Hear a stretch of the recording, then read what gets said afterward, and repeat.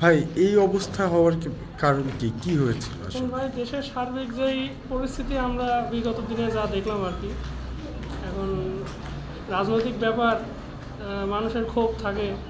এখন বর্তমানে আমরা জানি যে আমাদের দেশের প্রধানমন্ত্রী পদত্যাগ করে আর কি ইস্তফা দিয়ে আর কি এই দেশে নাই।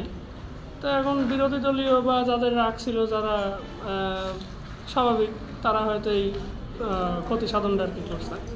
আমরা সাধারণ জনতা আমরা আর কি দেখতে আসলাম এই। আচ্ছা,